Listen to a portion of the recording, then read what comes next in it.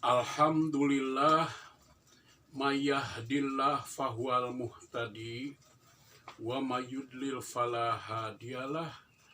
Asyhadu an la ilaha illallah wahdahu la syarikalah wa asyhadu anna Muhammadan abduhu wa rasuluh allazi la nabiyya ba'da. Matkul mata kuliah ilmu hadis, ulumul hadis pada hari Selasa tanggal 3 November 2020. Jangan lupa ketua diskusi daftar hadirnya. Jangan lupa Kosma daftar hadirnya ya, di print di daftar hadirnya, siapa yang hadir, siapa yang tidak hadir. Saya sekarang akan membahas ilmu hadis, ulumul hadis, tentang rawi, rawa, yarwi, riwayatan. Rawi itu sudah saya terangkan adalah yang meriwayatkan hadis, yang menerima hadis, yang menyampaikan hadis, yang menulis hadis, yang menghafalkan hadis, mengimankan, mengamalkan hadis, dan yang mencatat hadis Nabi SAW seperti Abu Dawud, Tirmidzi, Nasa'i, Ibnu Majah, Imam Malik, Imam Syafi'i, dan Bukhari, Muslim. Itu adalah semuanya adalah rawi, jamaknya ruwat. Di dalam definisi hadis sahih dikatakan bahwa al-hadis sahih ma naqalahu adlun tamu dhabti mutasilu sanad bi ghairi illatin wala syadin. Dua sajanya ini karena menyangkut rawi. Hadis yang sahih itu adalah hadis yang rawinya adlun, rawinya tamu dhabti.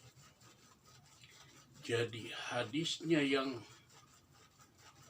tidak tamu dhabti dan tidak adlun, maka hadis tersebut dikatakan tidak sah dari Nabi SAW. Sekarang, ma makna adlun? Apa itu adil? Adil itu bisa wal usain fi mahali, menyempatkan sesuatu pada tempatnya, tapi adil di sini adalah at-taqwa wal muru'ah.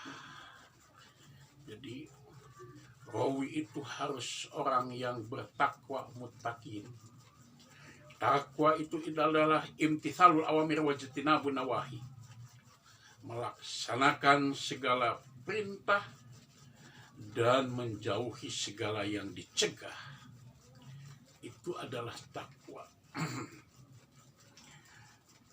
Sekarang apa itu muru'ah?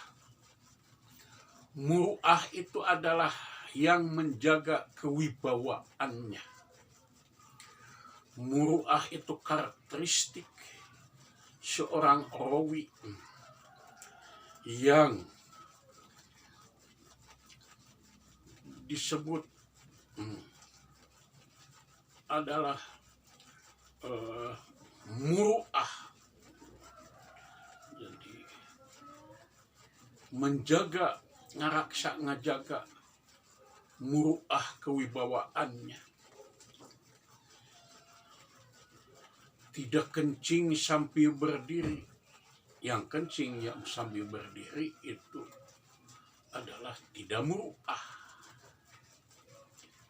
Orang yang memberi makan kepada ayam, kemudian ayam itu bukan untuk beri makan sesungguhnya, tetapi untuk ditangkap, maka itu bukan muru'ah. Sehingga orang yang makan di jalan itu tidak muru'ah, maka hadisnya ditolak dari Nabi SAW.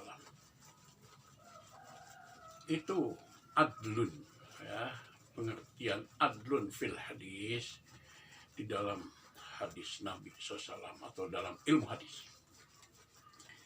Sekarang apa itu tamu dhobti? Tamu dhobti itu adalah kokoh ingatan. Apa itu kokoh ingatan? Kokoh ingatan itu adalah ketika ia menyampaikan hadis itu tidak berubah sebagaimana yang ia terima.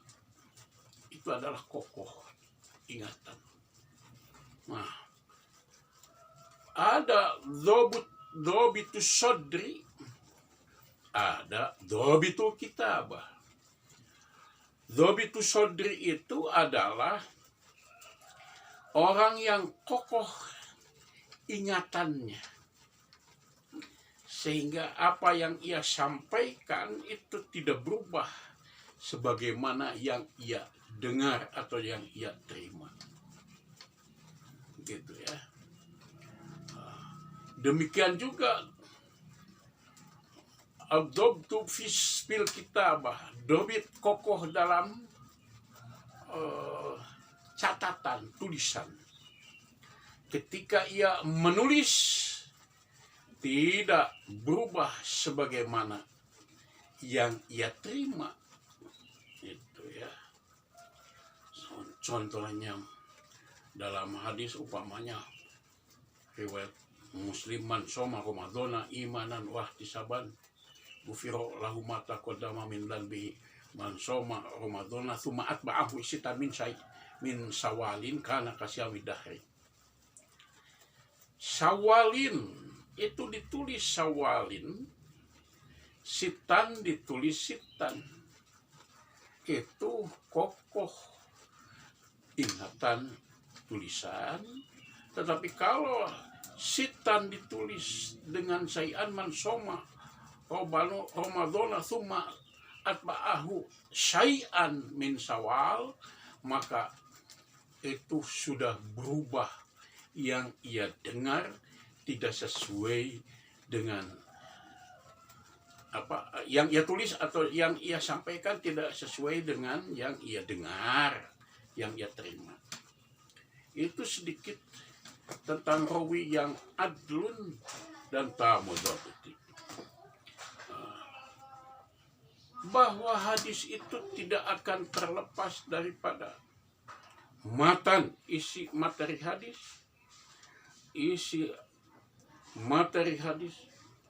seperti yang barusan. Yang kedua, hadis itu tidak akan lepas ilmu hadis itu daripada sanad. Sanad itu adalah rangkaian rawi-rawi hadis. Nah, rangkaian rawi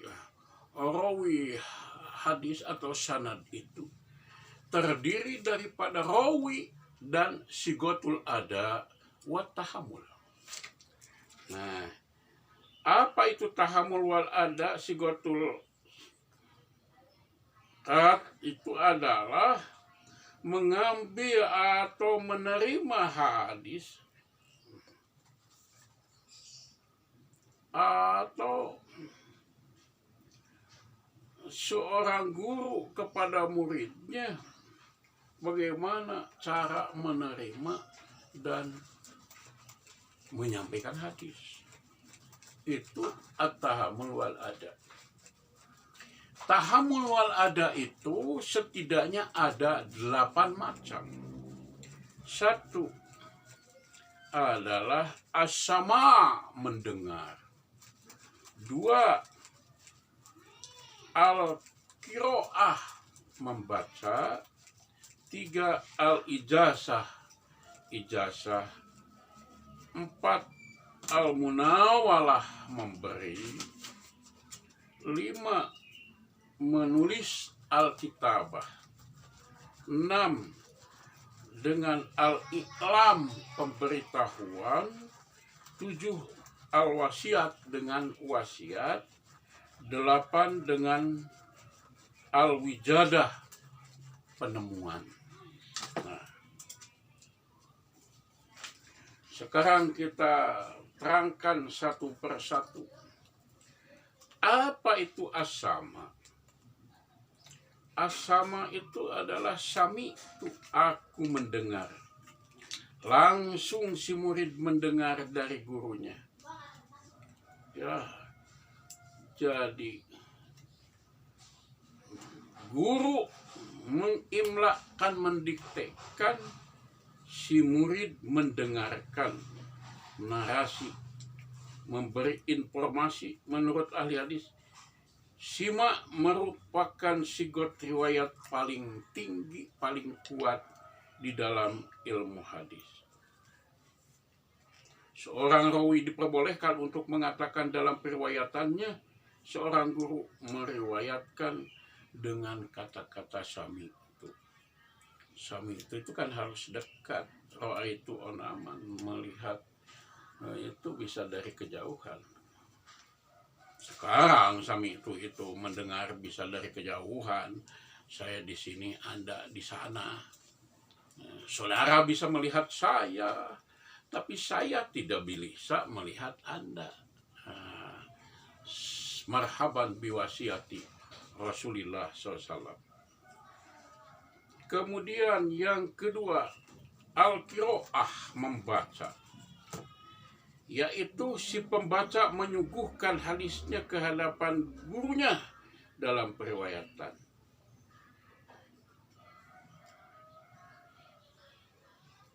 Jadi murid membacakan hadis di depan gurunya atau orang lain membacakannya dan ia mendengarkan. Jadi seorang rawi boleh mengatakan, aku menerima hadis dengan al-qiraah. 3. Al-ijazah. Apa itu al-ijazah? Al-ijazah adalah seorang guru memberi izin kepada muridnya, memberikan izin. Jadi ajaztulaka, aku ijazahkan hadis ini kepadamu. Lisensi padamu untuk meriwayatkan seluruh hadis yang terdapat di dalam tulisanku atau dalam buku aku. Itu al-ijazah. Ajaztulaka, aku ijazahkan. Nah, sampai sekarang kan kalau lagi tamat SD, SMP, SMA itu ada ijazah. Dulu itu, sekarang istilahnya sertifikat, ya. Kemudian yang nomor 4, al-munawalah, memberi. Apa itu munawalah? Yakni seorang guru memberikan naskah asli kepada muridnya. Ya, munawalah itu bisa disertai dengan ijazah, bisa hanya munawalah itu aku memberikan ini kepadamu. Itu adalah al-munawalah, memberi. Nomor 5, al-kitabah. Apa itu kitabah? Kitabah itu adalah seorang guru menulis sendiri atau menyuruh orang lain menulis beberapa hadis kepada orang di tempat lain. Kata-katanya, seseorang telah bercerita kepadaku dengan surat menyurat. Itu adalah al-kitabah. Sekarang dengan al-i'lam, cara metode ini ya bisa dipakai oleh Anda untuk menyampaikan kepada orang lain yang 8 macam ini. Al-I'lam, seorang guru hadis, menerima hadis tersebut dari guru hadis sebelumnya tanpa ada perkataan atau suruhan untuk meriwayatkan. Kemudian ia sampaikan kepada muridnya, seseorang telah memberitahukan kepadaku, ujarnya, telah berkata kepadaku. Kolani. Itu Al-I'lam. Sekarang nomor 7, wasiat al-wasiyah. Apa itu? Al-wasiyah itu adalah periwayat hadis mewasiatkan kitab hadis yang diriwayatkan kepada orang lain. Waktu berlakunya ditentukan oleh orang yang memberi wasiat. Demikian pula dengan bimbingan dan kewenangannya. Seseorang telah berwasiat kepadaku dengan sebuah kitab yang berkata dalam kitab itu telah bercerita kepadamu si fulan. Kemudian nomor terakhir, al-wijadah, penemuan. Penemuan al-wijadah itu adalah memperoleh tulisan dari hadis orang lain yang tidak diriwayatkan. Cara ini biasanya dilakukan murid dengan cara seorang murid menemukan buku hadis orang lain tanpa rekomendasi perizinan untuk meriwayatkan di bawah bimbingan dan kewenangan seseorang. Jadi kata-katanya, saya telah membaca kitab seseorang. Inilah barangkali tata cara meriwayatkan hadis dan menerima serta menyampaikan hadis tersebut. Saudara-saudara sekalian seiman, seislam dan seihsan, itulah hadis rawi, ya. Jadi sekali lagi, rawa yarwi, riwayatan, rawi hadis. Rawi itu ada yang menulis kitab hadis, ada yang tidak menulis kitab hadis, tapi menghafal, meriwayatkan, mencatat, menerima, menyampaikan. Nah, kembali lagi. Jadi, kalau hadis yang diriwayatkan oleh yang tamu dhabti dan adlun, maka hadisnya itu dinilai sah dari Nabi Shallallahu Alaihi Wasallam. Barangkali untuk pertemuan sekarang ini cukup dulu sekiannya. Saya masih kurang sehat nih, mohon doanya dari semuanya. Sekian dan terima kasih. Allahu yakhudhu bi'aidina ila ma fihi khairun lil islami wal muslimin. Billahi fi sabiqalak. Assalamualaikum warahmatullahi wabarakatuh.